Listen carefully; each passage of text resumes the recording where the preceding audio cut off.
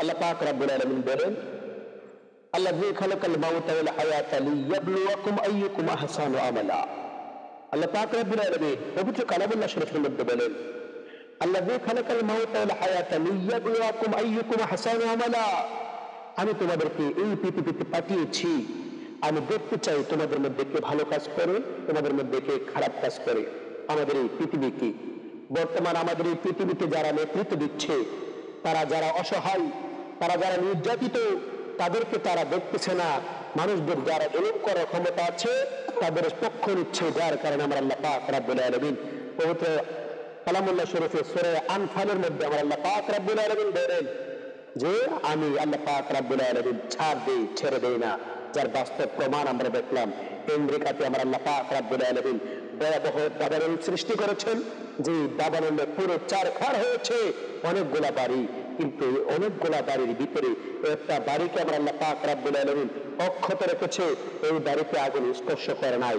এখানে আমার যা বিশ্বাস, হয়তো বা এই বাড়িতে কোনো আল্লাহওয়ালা ছিল, হয়তো বা এই বাড়ির কোনো ব্যক্তি আল্লাহ পাক রব্বুল আলামিন পবিত্র কালামুল্লাহ শরীফের মধ্যে যে আয়াত আমার আল্লাহ দিয়েছে যে আল্লাযী খালাকাল মাউতা ওয়াল হায়াতা লিয়াবলুয়াকুম আইয়ুকুম আহসানু আমালা। আমি তোমাদেরকে পৃথিবীতে পাঠিয়েছি, আমি মওত এবং হায়াতকে সৃষ্টি করেছি, আমি দেখতে চাই তোমাদের মধ্যে কে ভালো কাজ করে। তো আমরা দেখলাম আমেরিকাতে একটি অঞ্চল পুরো চারকার হয়ে গেল, ওখানে ওই সমস্ত পোড়া বাড়ির মধ্যে একটি বাড়ি রয়েছে নিখুঁত, ওই বাড়িতে আগুনে পুড়ে নাই।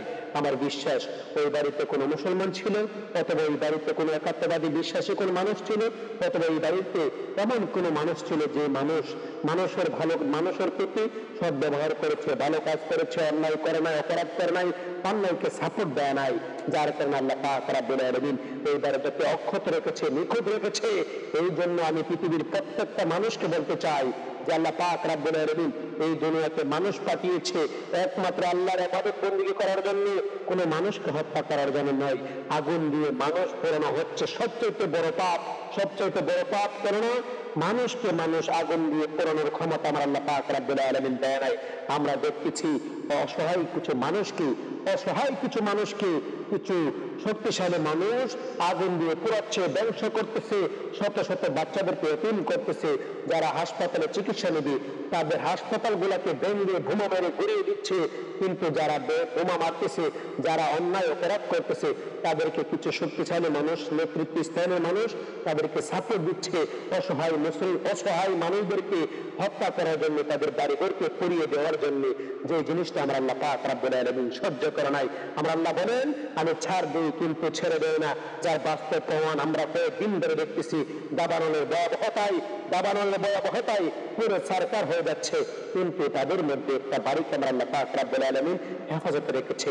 আমার বিশ্বাস ওই বাড়ির ভিতরে আমরা আল্লাহ পাক রব্বুল আলামিনের কালামুল্লাহ শরীফ রয়েছে, নয়তো বা কোনো মুসলমানের বাড়ি, নয়তো বা এই বাড়ির মানুষ ভালো কাজ করেছে বিদায় আমরা আল্লাহ পাক রব্বুল আলামিন তাকে এই ভয়াবহ দুর্যোগ থেকে হেফাজত করেছে। আল্লাহ পাক রব্বুল আলামিন আপনাকে আমাকে বোঝার তৌফিক দান করে। সকলে বলে আমিন। আসসালামু আলাইকুম।